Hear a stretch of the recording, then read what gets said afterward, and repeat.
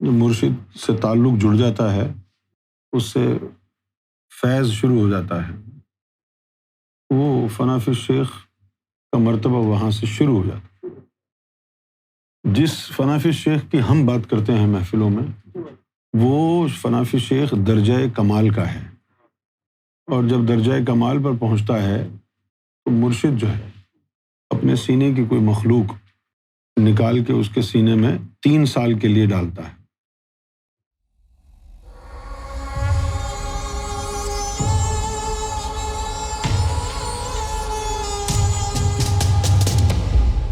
گرپریت سنگھ نے سوال کیا ہے کہ مرید فنا فی الشیخ کی منزل پر کب پہنچتا ہے اور اس مرید کی کیا پہچان ہے، یا یہ اب فنا فی الشیخ ہے؟ اس عمل میں کیا مرشد کا جثہ دائمی طور پر یا عارضی طور پر آتا ہے؟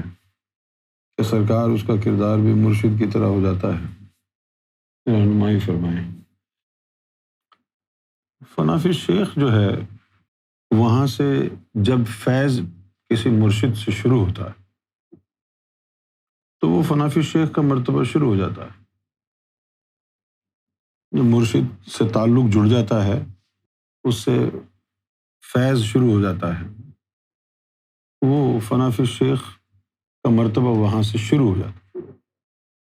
جس فنا فی الشیخ کی ہم بات کرتے ہیں محفلوں میں، وہ فنا فی الشیخ درجہ کمال کا ہے، درجہ کمال کا ہے، اور جب درجہ کمال پر پہنچتا ہے تو مرشد جو ہے اپنے سینے کی کوئی مخلوق نکال کے اس کے سینے میں 3 سال کے لیے ڈالتا ہے۔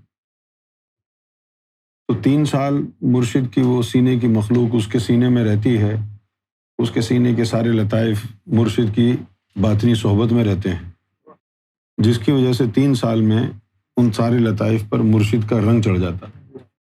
اب اس کو کہتے ہیں کہ مرشد کی محبت عطا ہو گئی۔ تو یہ عارضی طور پر 3 سال کے لیے ڈالا جاتا ہے، 3 سال کے بعد نکال لیتے ہیں، اور رنگ رہ جاتا ہے، رنگ چڑھ جاتا ہے، وہ مرشد کی محبت کہلاتا ہے۔ پھر جب یہ درجہ کمال پر پہنچ جاتا ہے، مرشد کے سینے کی مخلوق طالب کے سینے میں مقیم ہو جاتی ہے 3 سال کے لیے، تو اس وقت پھر جو ہے وہ شخص مرشد کی طرح بولتا ہے، مرشد کی طرح چلتا ہے، اس کے اندر مرشد کے کیریکٹرسٹکس بھی آ جاتے ہیں۔ جنہوں نے اس کے مرشد کو بھی دیکھا ہے، اسے بھی دیکھا ہے، وہ فوراً پہچان لیتے ہیں کہ یہ مرشد کی طرح چل رہا ہے، مرشد کی طرح بول رہا ہے۔ یہی ہے فنا فی الشیخ کا مرتبہ۔ اس کے بعد فنا فی رسول کا مرتبہ ہوتا ہے۔ اس کا درجہ کمال یہ ہے کہ اس میں پھر رسول اللہ کا کوئی جثہ آ جاتا ہے۔ جب جثہ آ جاتا ہے تو پھر وہ نائب رسول کہلاتا ہے۔ تیرے اندر مرشد کا جثہ آ گیا تو تو نائب مرشد ہے، رسول اللہ کا جثہ آ گیا تو نائب رسول ہے، اللہ کا طرف سے کوئی مخلوق آ گئی، طفل نوری یہ جثہ توفیق الہی، پھر تو نائب اللہ ہے۔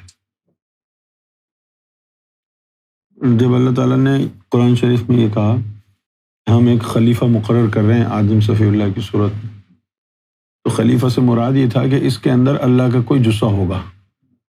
خلیفہ بولتے ہی جثہ جو ہوتا ہے نا اس کو، جیسے امام مہدی کا لقب ہے مہدی خلیفۃ اللہ۔ جبریل علیہ السلام جو لوگوں کی رہنمائی کے لیے امام مہدی کی طرف اشارہ کرتے ہیں، وہ یہی کہتے ہیں کہ مہدی خلیفۃ اللہ ہیں، ان کی اطاعت اور اتباع کرو۔